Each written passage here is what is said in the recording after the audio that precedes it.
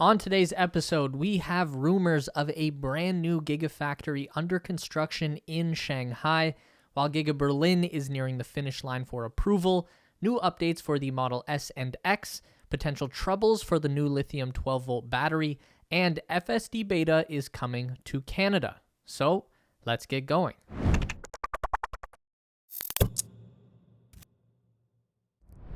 There has been speculation abound lately about the location of the next Tesla Gigafactory. Could it be India? Maybe the UK? Russia is definitely out of the running at this point, but none of us had really considered that the new Gigafactory might end up in the same place as the old Gigafactory, though it turns out that might be the case. New reports out of China by Reuters indicate that Tesla plans to start work on a new plant in Shanghai. This is already the location of Tesla's first international manufacturing plant that is currently nearing a run rate of 1 million vehicles per year.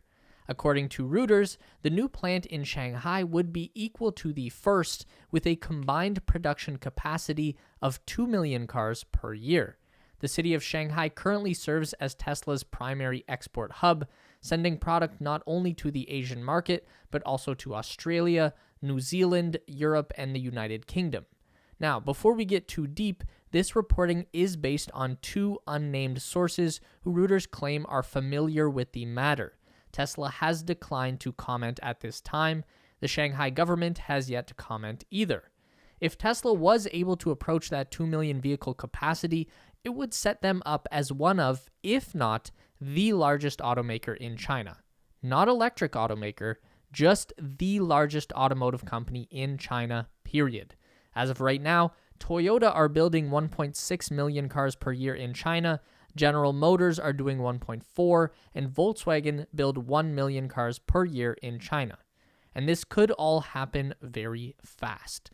So construction of the second Giga Shanghai is set to begin as early as March 2022. That's this month. And so far for Tesla, building in China has proven to be very fast and affordable.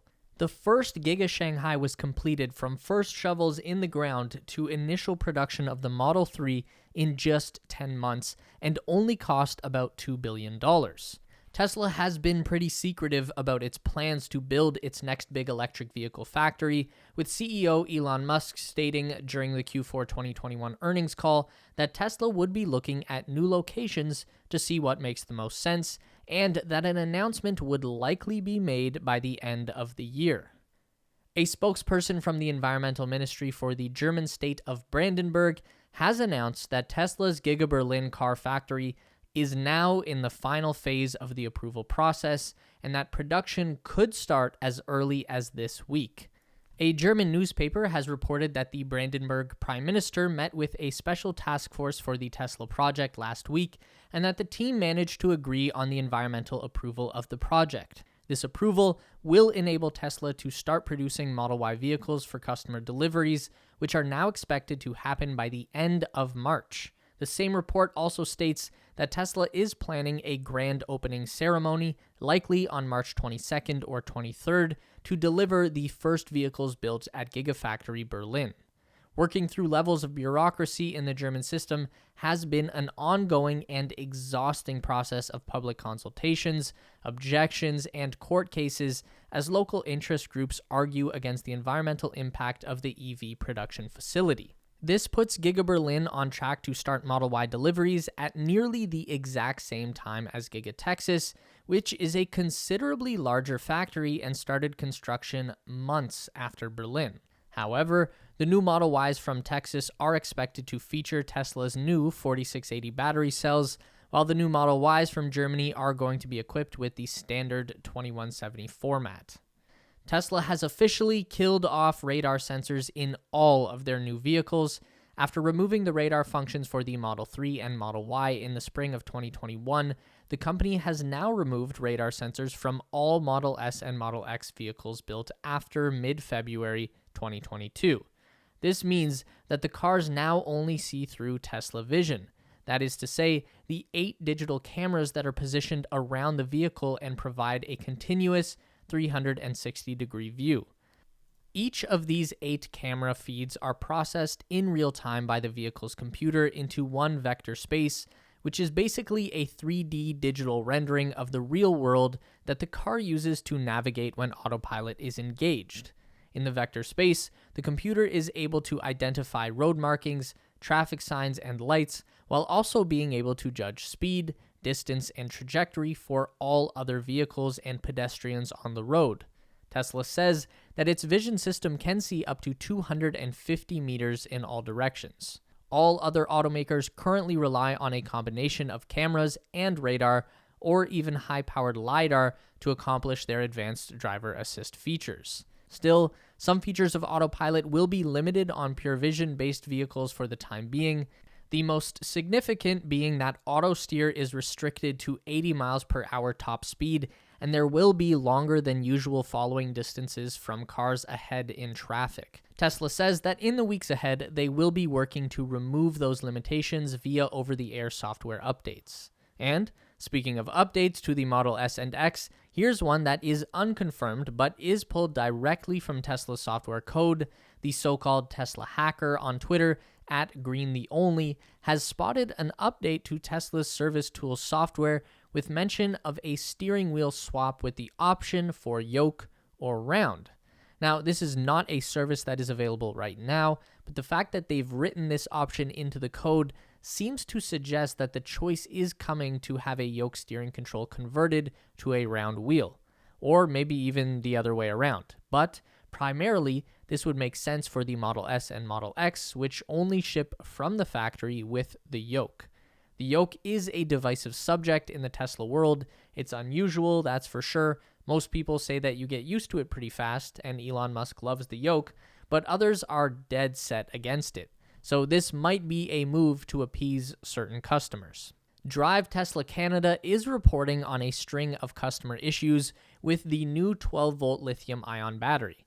It seems Model 3 owners in Europe are experiencing trouble with battery failures under certain conditions. It's also reported that this problem only impacts newly delivered Model 3s with the lithium iron phosphate or LFP battery pack. So, in the past, Tesla had the same 12-volt battery as any other car, big and heavy with lead-acid chemistry.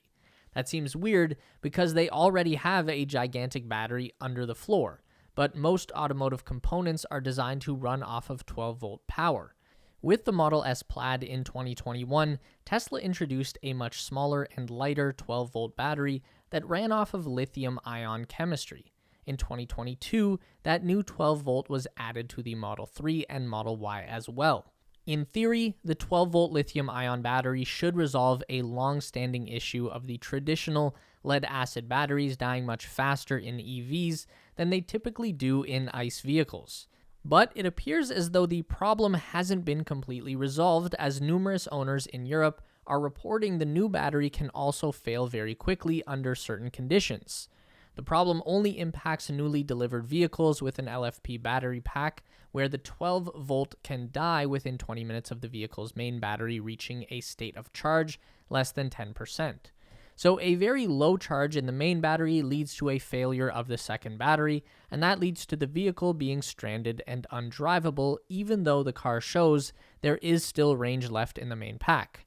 This problem is made even worse because you can't boost the lithium-ion 12-volt from a regular car with a lead-acid battery. Tesla says that it is aware of the issue and believes this is happening because the LFP battery hasn't been calibrated properly since leaving the factory. Apparently, with an uncalibrated battery, the vehicle computer is estimating it still has some range left, but in reality, it is actually at 0%, and when there is no power in the main battery, the 12-volt isn't being charged anymore and dies within minutes. Tesla has already issued an internal memo recommending new owners charge their LFP battery straight to 100% as soon as possible after taking delivery. This will calibrate the battery, and the computer will know more precisely how much range the battery has left in it. Tesla is also recommending to avoid running the battery to below 10% until you have performed the calibration. So, not a big deal, but just a little FYI. When you get your new Model 3 home, charge it to max and then try your best not to run it down too low. Tesla's cutting-edge beta release of their full self-driving software is expanding outside of the United States for the first time. Tesla has officially started rolling out its beta testing program in Canada. This is something that Elon Musk has been promising us up here in the north for quite some time now, but it is finally happening. On February 25th, a new software update was delivered to vehicles that adds a button to request full self-driving beta access. Of course, it's not quite that easy. Once requested, you start the approval process, which consists of giving your day-to-day driving a safety score.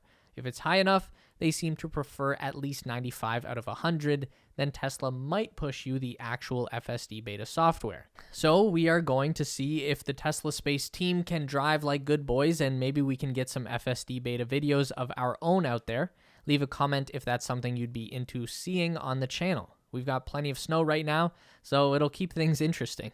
Elon recently said that Tesla has been internally testing FSD beta in Canada with about 60 vehicles. This expansion to regular owners who bought the FSD package will greatly increase the number of test vehicles out there and feed all kinds of new data into the neural network. Before we go, I'd like to extend a huge thank you to our newest patrons. You can see them on the screen now. You are all fantastic people, and we appreciate your support. If you'd like to join us on Patreon, check out the link in the description. There are some cool perks in it for you, but more than anything, you'll receive the eternal gratitude of everyone here on the Tesla Space team, and know that you are helping us out on our quest to make the best and most informative videos possible. For more Tesla news delivered straight to your inbox, make sure to subscribe to our Tesla Space newsletter. We keep you up to date on all things Elon Musk, Tesla, SpaceX, Neuralink, and Boring Company in one quick and fun to read package. Link in the description to sign up. It's theteslaspace.com. And make sure to drag our emails over into your primary inbox so we don't get lost in the promotions tab. Also, don't forget to check out our new Space Race channel and subscribe over there for even more space exploration content. As always, if you want to continue to learn about everything regarding Tesla, SpaceX, and Elon Musk, we've got 2 more video options for you on the screen to check out. Don't forget to give this video a thumbs up today if you liked it, and subscribe to our channel for weekly content just like this.